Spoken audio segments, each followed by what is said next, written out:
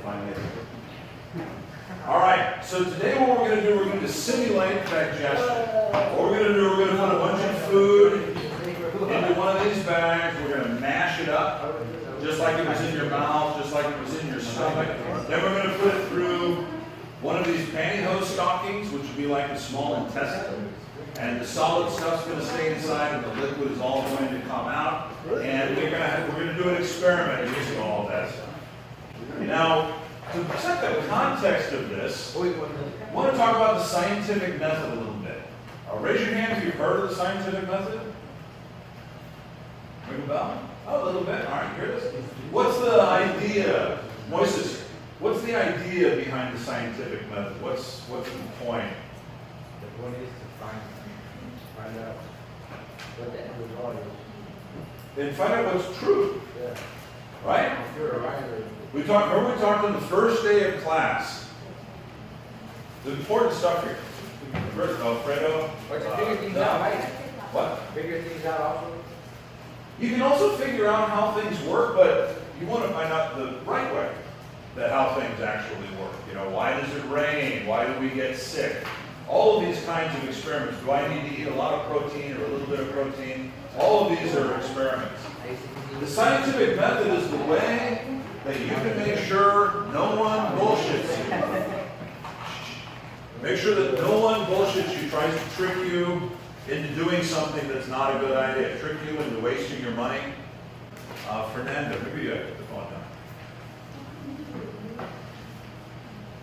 down. Evidence suggests that when people aren't paying attention, they don't soak stuff up as well. And this is really important. You don't want to be tricked.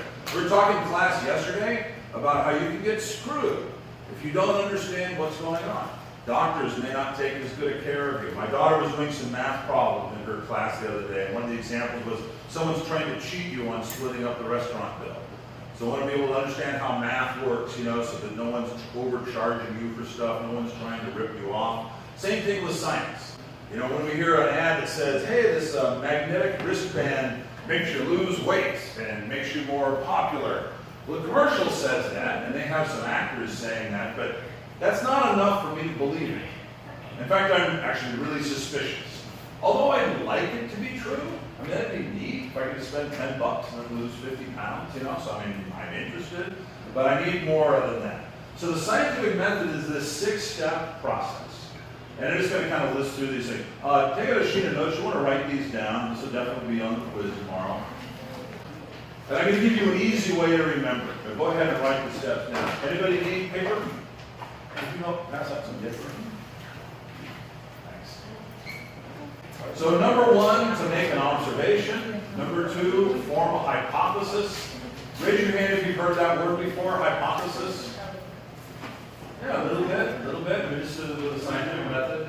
Perform an experiment, analyze the data, report the findings. And the last one, invite other people to repeat the results.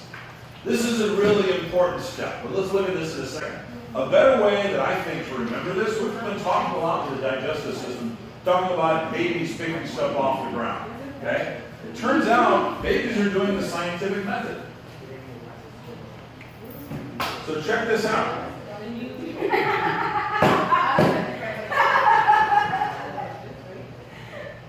So Sylvie, in this first one, what's this baby doing in that little cartoon? Being scientist. All right, so I can hear Sylvie. What's this baby doing here in number 1?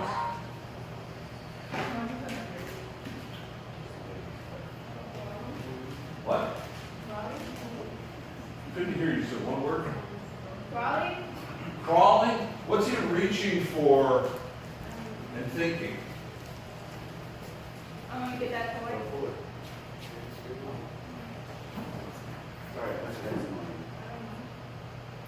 So you can't figure out what he's thinking? Kilmer, what do you think? What do you think the baby is thinking as he sees this thing on the floor?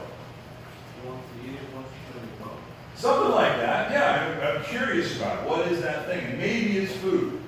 If it's food, if it's candy, I'm all over it. Babies are learning about the world, and their mouth, just like we talk about our mouth, is a really good sensor. So he's forming a hypothesis, is the next thing. He's looking at this. He's thinking maybe this is, Giovanni, what do you think maybe he's thinking maybe this is? What? What might he be wondering that is? What do you kind of just said it, but We found on the porch, dog left it. food, maybe it's a piece of food. Dog left it. It's a Tootsie Roll. Yeah, that babies do that. So he's curious. He thinks maybe this is some kind of little food or a treat or something like that. Number 3, perform the experiment. Oh, he's chicken stuff. Alina, what's he doing right here performing the experiment? What's his experiment? Yeah, he's putting it in his mouth. Do babies do that? Babies put stuff in the mouth? Yeah, right. Now, what's he going to do once it's in his mouth, Alina? Why is he putting it in his mouth? Just going to swallow it immediately, or? He's curious. Yeah, he's curious, but what's he going to discover once he gets it in his mouth? The taste. Yeah, taste, for one thing. Now, how about this last step? Vivian. Invite others to reproduce the results. What's the baby doing here? He's trying to give it to another person. He's giving this as, hey, try this. After he didn't like it. Ah, that's disgusting. Here, try it. Do people do that? Yeah, what's an example of people doing that? Try something new, like food. What do you try new food? I'm sorry, I can't hear the other students talking. You said it again, what's this? When you try new food, they might not like it, but maybe they'll try. Oh, yeah, that's an example. Yeah, this is like really spicy food. You might like it. So it actually could be a positive thing. Let me give you an impersonation of my wife. My wife pouring herself a milk after we come back from vacation. You have the milk, and then she'll taste it and she'll go, ugh, does this taste bad to you? Thank you, honey. Thank you for giving me sour milk, when you taste the milk. But sometimes you're not sure. Sometimes it tastes a little bit funny. You want someone else to confirm. Does this taste bad to you? Maybe it's just, I just drank some orange juice, and the milk tastes kind of funny to me. So it is really useful to get a second data point. So in Moises' example of the food, I taste this food and I've never tasted, crazy food before. So I'll give it to my wife, and my wife will say, no, it's supposed to taste like that. I'll go, okay, well, I'll give it another try. I'm not going to be, afraid of it. But the more data points that I have, the more people that have reproduced an experiment, the more confidence that I have. And everybody does the experiment a little bit different. People have we're going to be squeezing things through here. Some people have stronger hands. If we did this in Chicago, it's freezing cold. That might impact how the experiment works. It's all these kind of little surprise changes. So we always want to invite other people to reproduce the results in science. It's a bad sign when someone makes a claim, but they don't have any reproducible results. There was an article in the news yesterday by some scientists in Israel. Really exciting news. I know everybody hear about the cancer news. These guys announced they have cured cancer. What type of cancer? All cancers. What do you think of that? I see it, believe it. That'd be neat. Yeah, I'd kind of like to see it. So here, Brett, or Did they check it out? these guys announced they cured all kinds of cancer. So yeah, what's your question? Did they check it out? Did they try it out? They say, well, we can't share our results yet. They might put it out there. Yeah, we have to keep it secret because, and they say, well, we're a small company and we can't afford to do a lot of publicity. Then why they do it? It seems like you're doing publicity. Yeah. You're on CNN being interviewed. Why can't you, share with your graph paper? Well, also, what might be a good clue is somebody say, I had cancer and I'm alive. That'd be nice evidence. How come that person is secret about it? Some people beat cancer with that. And that's true. And this is why you got to do like a whole bunch of experiments. But maybe it's just a coincidence. If it was just one person, right? Or maybe they experimented on 100 people and only one of them survived. So they're just shining a light on that guy. We want to see the results. If they do this on 100 people and all of them cured their cancer, I'm feeling better and better about it. Really, I'd like to see 10,000 people. All right, so what we're going to do now, we're going to test a hypothesis. We're going to build a digestive system with your kit. And the hypothesis is, we're going to see whether this is true or false. So write this down in your notes. You can also write this down in your lab sheet. The first question on the back page of your lab sheet.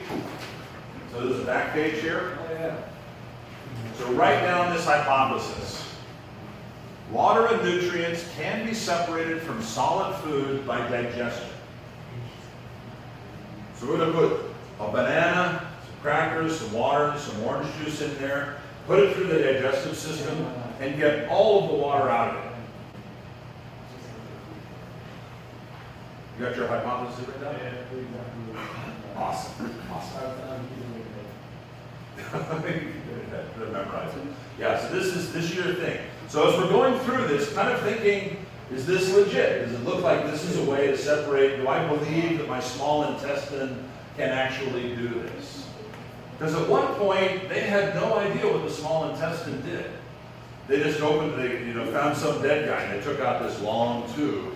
And they said, I wonder what that does. We'll cut it open and see what's inside. Oh, it's full of like digested food. I wonder what's going on. So they do an experiment like this and say, you know what? I bet that digestive tube is a little similar to what the nylon stockings were doing. So we've got 4 ingredients in this, just kind of a nice meal. Water, orange juice, crackers, and bananas. It's exactly, that's what I have for dinner pretty much every night. It's like my favorite meal. What? Water, orange juice, crackers, and bananas. It's like mom used to make. All right, so let's get started. It sounds like a good tip for that. All right, so let's look at the procedure on your sheet, and you can see the materials. So read the materials on your sheet. Make sure you've got everything that you need right there, and tell me what you need that is not on your table already. Oh.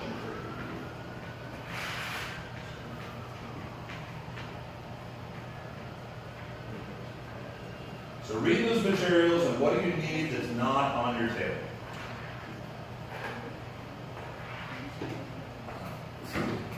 Orange. Orange juice? Yeah, what else? So first of all, let's take the banana. Somebody on your team is in charge of peeling the banana. Oh, there you go. All right, so Giselle, she can't see my fingers so well, so watch this.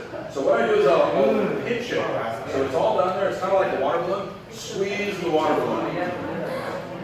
Squeeze the water balloon and squeeze all the water out. You see what's happening here? Yeah. Oh, hell no. No, yeah.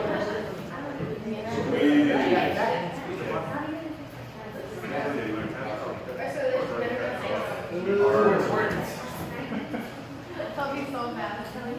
There you go. Yeah, feel. So this is your body soaking up the water and nutrients from your intestines. Well, just, hey, Gabby, it looks like you're using your phone and not doing the lab. Especially when Mark stuck his neck out and got it going for you. Can one of you guys help me? If you're not going to do that, can you help me with this?